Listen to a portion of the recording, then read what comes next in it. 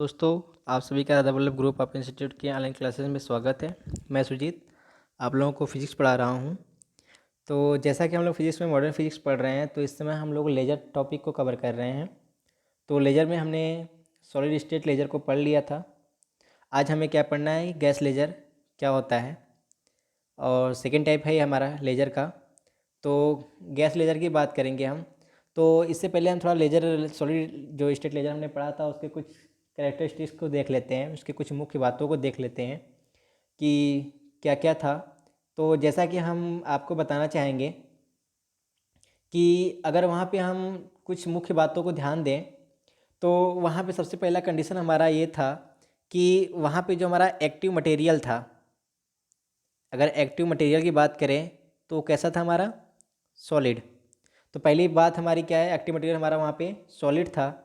दूसरे की बात करें अगर हम वहाँ पे, तो हमने पंपिंग प्रक्रिया के लिए जो हमने मेथड यूज किया था, कहने का मतलब है कि जनसंख्या व्युत्क्रमण प्राप्त करने के लिए जो हमने पंपिंग प्रक्रिया की थी, उस पंपिंग प्रक्रिया के लिए जो हमने मेथड यूज किया था वो क्या किया था, ऑप्टिकल। कैसा प्राप्त किया था हमने, ऑप्टिकल। हमने वहाँ पे लाइट इमिट किया था, जिनॉन गैस के माध्यम से हमने लाइट को उत्पन्न किया था, जिसकी वजह से हमने क्या किया था कि जो हमारा रूबी क्रिस्टल था उसके अंदर जो क्रोमियम आयन थे उनको हमने उत्तेजित कंडीशन में डाला था।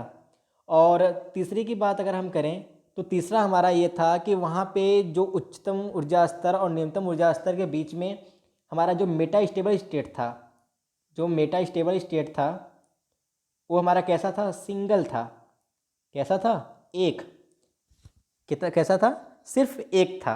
तो ये तीन हमारी क्या चीज़ें थी, मुख्य बातें थी कि वहाँ पे हमारा जो एक्टिव मटेरियल था कैसा था, सॉलिड था। और वहाँ पे जो हमने मेथड यूज़ किया था कौन सा, ऑप्टिकल मेथड यूज़ किया था पंपिंग प्रक्रिया के लिए। और वहाँ पे जो हमारे मेटास्टेबल स्टेट जो अवस्था थी वो कैसी थी, सिंगल थी। तो अब यहाँ पे हमें क्या करना है कि गैस लेजर पढ़ना है। तो गैस लेजर के बारे में भी कुछ हमारे कैरेक्टरिस्टिक्स होंगे। तो पहले हम गैस लेजर को देख लेते हैं, उसके बाद डिसाइड करते हैं कि इसमें क्या स्पेशल है हमारा। तो सबसे पहले बात करेंगे हम गैस लेजर की। तो जैसा कि हमने सॉलिड लेजर में हमने हिस्ट्री को देखा था, वैसे ही गैस लेजर की हिस्ट्री देखेंगे हम कि सर्वप्रथम जो गैस लेजर है इसको सन 1961 में और भी यूएस में किया गया था। और इसमें वहाँ पे हमारे एक सिंगल साइंटिस्ट थे, लेकिन यहाँ पे तीन लोगों ने दिया था, ए जेवान, डब्ल्यू बेनेट और डी हैरियट। तीनों लोगों ने मिलकर क्या किया था, गैस लेजर को प्राप्त किया था।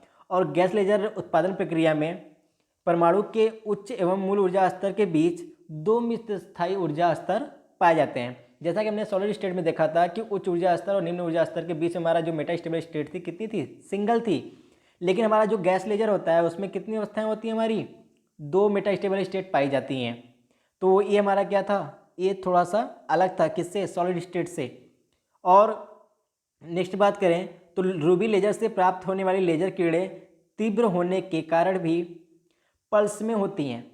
पल्स में होने का मतलब ये है कि कॉन्टिन्यूस नहीं होती है, रुक रुक के आती हैं। और सॉलिड स्टेट भी हमारा कैसा था, पल्स में ही था। तो एक चीज़ और उसमें हम ऐड कर लेंगे, तीन चीज़ें हमने देखा था कि एक्टिव मटेरियल कैसा था, सॉलिड था। मेटास्टेबल कितने थे, एक थे। और उसके बाद जो हमारा यहाँ पे हमने जो देखा अभी कि वहाँ पे जो लेजर लाइट प्राप्त होती है, लेजर किरण पुंज जो प्राप्त हुआ था वो भी कैसा था, पल्स में था। तो लेजर लाइट और हमारा जो गैस की बात करेंगे तो गैस में भी हमारा क्या होता है, पल्स में ही प्राप्त होता है, कॉन्टिन्यूअस नहीं होता है। और कॉन्टिन्यूअस प्राप्त करने के लिए, सतत लेजर प्राप्त करने के लिए हमारा क्या यूज किया जाता है, हीलियम नियान लेजर गैस को प्रयुक्त करते हैं हम। तो आइए देखते हैं कि हीलियम नियान लेजर क्या है और इसका कंस्ट्रक्शन कैसे है, बनावट कैसी है, इसका वर्किंग प्रिंसिपल कैसा है, जो कि थोड़ा इम्पोर्टेंट है। तो देखते हैं कि हीलियम नियान लेजर क्या होता है। तो अगर हम बात करें हीलियम नियान लेजर की, तो एक किसका उदाहरण है हमारा, गैस लेजर का। जैसा हमारा रूबी लेजर किसका था, सॉलिड स्टेट का था। तो यहाँ पे जो हमारा हीलियम नियान हमारा है वो किसका है, गैस लेजर का है। तो इसकी बात का अगर हम करें तो इसके जो होता है, इसका कंस्ट्रक्शन की बात करें तो एक कांच की नली होती है जिसके अंदर हमारा क्या होता है कि पारे के 1 मिलीमीटर दाब के बराबर पर हम हीलियम और नियान गैस को सात संबंधी एक के रेशियो में भर देते हैं। और सात संबंधी एक रेशियो कहने का मतलब यहाँ पर ये है कि आपका जो हीलियम होगा अगर उसके साथ अणु होंगे, परमाणु होंगे, तो नियान के कितने होंगे, एक। तो इन दोनों में जो मिश्रण होता है किसका होता है, सात संबंधे एक का होता है। बात करते हैं कंस्ट्रक्शन की। यहाँ पे ध्यान से इसके फिगर को देखिएगा। एक कांच की नली होती है, इसके एक सिरे पे क्या होता है, यहाँ पे जो दायां सिरा है वहाँ पे क्या होता है आपका कलई की जाती है, यहाँ पे इसको परावर्तक बनाया जाता है यहाँ पे, और यहाँ पे भी परावर्तक बनाया जाता है। और यहाँ पे जो परावर्तक होता है कैसा होता है, वो 100% होता है। और यहाँ पे क्या होता है, आंशिक परावर्तन है, यहाँ पे लगभग 10% आपका लेजर लाइट्स जो होती है वो पास हो सकती है। अब यहाँ पे क्या है कि हमने दो इलेक्ट्रोड को जोड़ रखा है। ये जो हमारे क्या है यहाँ पे इलेक्ट्रोड है, और ये जो कांच की नली होती है किस और ये कौन सी होती है, क्वार्टज ट्यूब होती है। कांच की नली नहीं होती बल्कि क्या होती है, जो नली है हमारी वो क्वार्टज ट्यूब होती है। तो जिसके दोनों सिरों पे हमारे क्या होते हैं, परावर्तक तल लगे होते हैं, और इनके बीच में ही क्या करते हैं हम, हीलियम और नियान का जो मिश्रण होता है इसको हम भर देते हैं, और यहाँ पे हम क्या करते हैं, फिर इसको इलेक्ट्रोड द्वारा हम इसको जोड़ देते हैं। तो जैसा कि हमने वहाँ पे देखा था कि हमारा जो मीडियम था कैसा था, ऑप्टिकल था। प्रकाश द्वारा हम क्या कर रहे थे कि किसी भी परमाणु को उत्तेजित कर रहे थे, लेकिन यहाँ पे क्या होता है कि आपका प्रकाश द्वारा न होकर के इसको हम इलेक्ट्रिक मेथड द्वारा इसको हम उत्तेजित करते हैं। तो अब यहाँ पे हीलियम और नियान, जैसा कि हमने वहाँ पे देखा था कि क्रोमियम आयन जो था वो लेजर को उत्पन्न करने के लिए जो मुख्य कारण क्या था, क्रोमियम आयन था। तो वैसे ही यहाँ पे जो आपका लेजर लाइट उत्पन्न करता है वो कौन सी गैस उत्पन्न करती है, नियान। कौन सी गैस होती है, नियान। तो यहाँ पे जो लेजिंग मटेरियल होता है क्या होता है, नियान होता है, और हीलियम क्या होता है, इसको उत्तेजित करने का कार्य करता है। तो ये कंस्ट्रक्शन है इसकी, ये बनावट है। तो इस तरीके से आप लोगों को समझ में आ गया होगा। आगे देखते हैं कि इसका प्रचालन क्या है, कैसे ये वर्क करता है ये।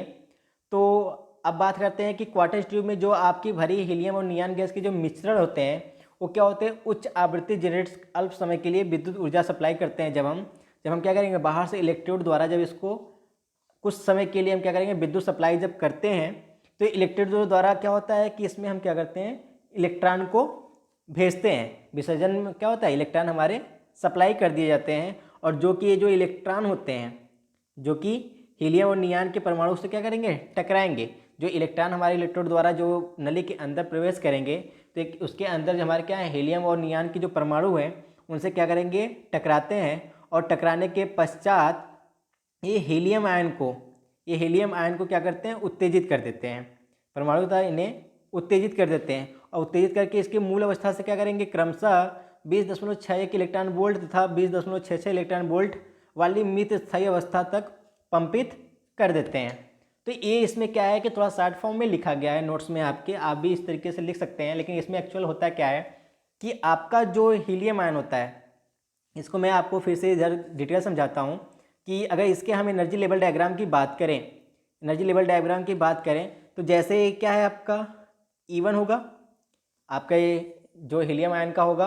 तो अब क्या होगा, जैसे ही इलेक्ट्रॉन एंट्री करेगा इस नली के अंदर, तो हीलियम और नियान के दोनों परमाणु अंदर हैं, तो क्या करेगा ये आपको इसको क्या करेगा, ये उत्तेजित करके क्या करेगा, इसके E2 कक्षा में इसको भेज देगा। अब यहाँ पे आपकी जो एनर्जी, जो उच्चतम ऊर्जा स्तर कक्षा सिर्फ एक ही नहीं होगा, यहाँ पे दो होंगे, तो इसको हम E3 मान लेते हैं, इसको हम E2 मान लेते हैं।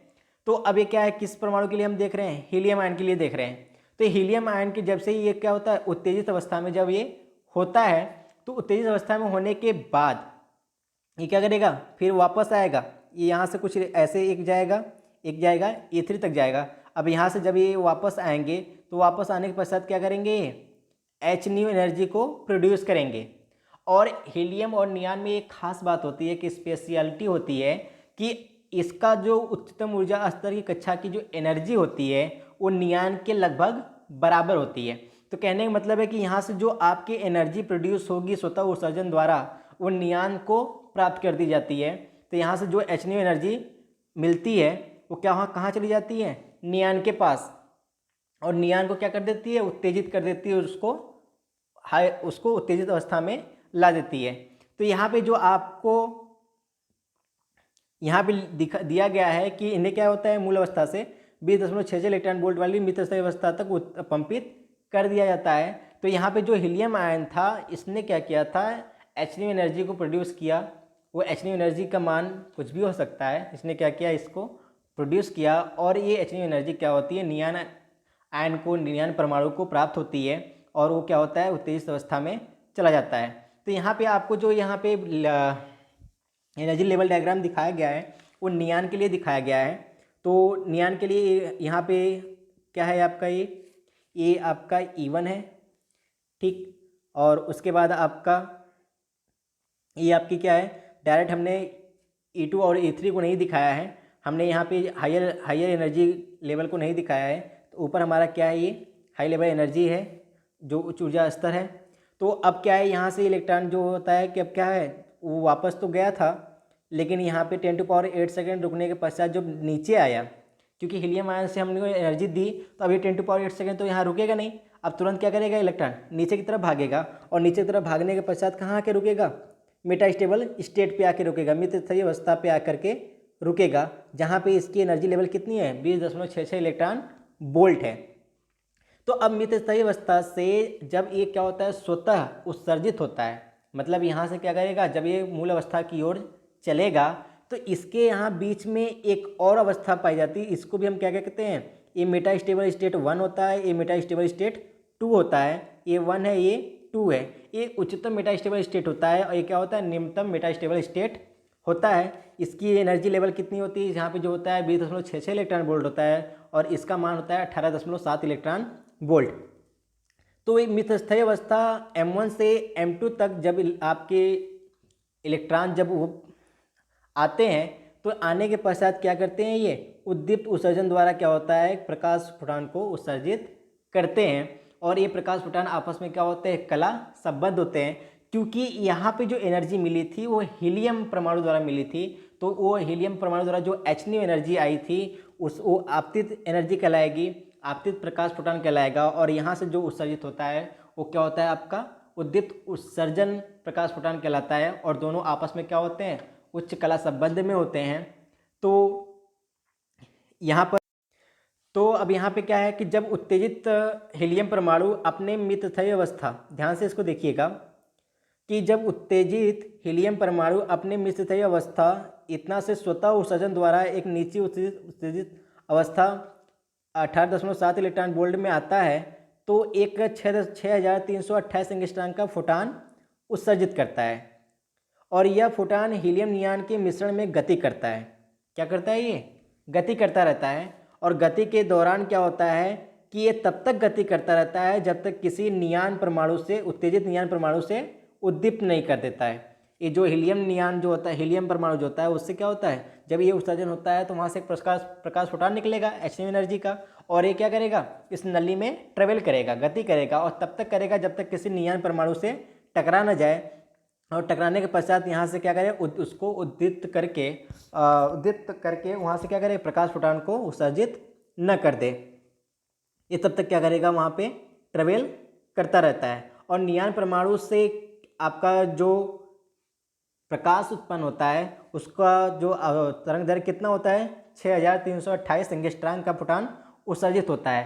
तो जो हीलियम से जो आपका आपतित प्रकाश फोटॉन उत्सर्जित हुआ था उसका मान और इसका मान आपस में क्या होंगे, बराबर होंगे और डायरेक्शन भी क्या होगा, सेम होगा और जिससे ये आपस में क्या होते हैं, कला संबंध में होते हैं। तो अगर आगे की बात करें अगर हम, तो ऊर्जा स्तरों की बात करें अगर हम, तो यहाँ पे ऊर्जा स्तर 20.66 इलेक्ट्रॉन वोल्ट तथा 18.7 इलेक्ट्रॉन वोल्ट के मध्य जो आपका जो संक्रमण हो रहा है उसी के वजह से ही आपकी क्या होती है, लेजर लाइट उत्पन्न होती है। तो यहाँ पे जो मध्य उद्दीप्त संक्रमण लेजर संक्रमण कहलाता है, क्योंकि यहाँ से जो आपकी लाइट इमिट होती है उसको द्वारा ही हमारा क्या होता है, लेजर लाइट उत्पन्न होता है। तो यहाँ से आपके जो प्रकाश फोटॉन उत्पन्न हो रहे हैं ये प्रक्रिया आपकी क्या होगी, अब बार बार चलेगी, क्योंकि हीलियम आयन से आपके हीलियम परमाणु से आपका क्या होगा, प्रकाश फोटॉन उत्पन्न होगा और यहाँ से जो प्रकाश फोटॉन उत्पन्न होगा नियान परमाणु से टकराएगा तो वहाँ से भी क्या करेगा, प्रकाश फोटॉन को उत्पन्न कराएगा, क्योंकि वहाँ पे मेटास्टेबल स्टेट में हमारा क्या होगा, संक्रमण जो जोन है वहाँ से क्या करेगा, आपका उत्सर्जित होकर के प्रकाश फोटॉन उत्सर्जित होगा और यहाँ से हीलियम और नियान द्वारा जो प्रकाश फोटॉन होंगे आपस में क्या होंगे, कला संबंध होंगे। इस तरीके से क्या हो गया, कई सारे हमारे परमाणु होंगे हीलियम और नियान के, जिनकी वजह से क्या होगा, आपका कई सारे प्रकाश फोटॉन उत्पन्न होंगे और ये प्रकाश फोटॉन आपस में क्या होंगे, कला संबंध होंगे। तो अब इस तरीके से जो क्वार्टज नली होती है उसके अंदर क्या होता है, बहुत सारे हमारे क्या होते हैं, प्रकाश फोटान उत्पन्न होते हैं और जिनकी आपस में क्या होते हैं, कला संबंध होते हैं, किरण पुंज होता है जो काफ़ी तीव्र होता है, जिसके कारण क्या होता है, ट्यूब के दाएं सिरे पर लगे आंशिक परावर्तक से ये बाहर निकल जाते हैं, क्योंकि इनकी इंटेंसिटी बहुत ज़्यादा होती है। तो इंटेंसिटी ज़्यादा होने की वजह से क्या होगा, इसके जो परावर्तक तल है, जहाँ पे क्या हो आंशिक परावर्तक तल है, तो वहाँ से क्या होगा, आपका प्रकाश फोटान बाहर निकल आता है। तो बाहर निकल जब आएगा तो वही हमारा क्या होती है, लेजर लाइट होती है।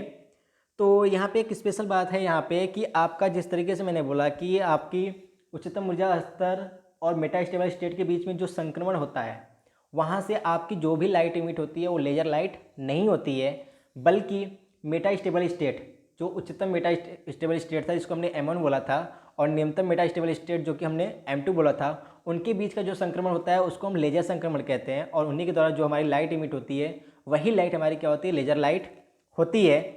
उसके बाद न्यूनतम लेजर, जो न्यूनतम मेटास्टेबल स्टेट M2 था, वहाँ से और मूल अवस्था मतलब न्यूनतम ऊर्जा स्तर के बीच में जो आपका संक्रमण होता है वो विकिरण विहीन होता है, मतलब वहाँ भी कोई हमारी लाइट उत्पन्न नहीं होती है। तो वही चीज़ यहाँ पे लिखा गया है, आप उसको ध्यान से देख लीजिएगा। नियान परमाणु के 18.7 इलेक्ट्रॉन वोल्ट ऊर्जा स्तर से स्वतः उत्सर्जन द्वारा निम्न मितस्थायी अवस्था से उतरकर ट्यूब की दीवारों से टकराता हुआ अंततः मूल अवस्था में पहुंच जाता है और यह विकिरण रहित संक्रमण होता है। कहने मतलब यहाँ से हमारा कोई भी लाइट इमिट नहीं होता है। तो ये हमारा क्या था, गैस लेजर था जिसको हमने देखा यहाँ पे। तो आपको फिर से मैं दिखा देता हूँ कि सबसे पहले हमें क्या करना है, गैस लेजर के बारे में लिखना है। हीलियम नियान का क्या करना है, हीलियम नियान किस रेशियो में मिले होते हैं उसको देखना है। इसका कंस्ट्रक्शन कैसे होता है, किस तरीके से बना होता है, कौन सी गैसेज कितनी मात्रा में मिली होती हैं, इसको ध्यान देना है। फिर उसके बाद इसके प्रचलन देखना है, ऑपरेशन देखना है, किस तरीके से ये वर्क करता है। ठीक है, तो आप लोग इसको पूरे अच्छे से देख लीजिएगा, इसके नोट्स बना लीजिएगा, इसके एनर्जी लेवल डायग्राम को समझ लीजिएगा और इसको बना लीजिएगा। बनाने के बाद इसके बारे में आपको लिख लेना है, इसका वर्किंग प्रिंसिपल। ठीक है, तो सारी चीज़ों को आप लोग कर लीजिएगा। आज के लिए बस इतना ही, धन्यवाद।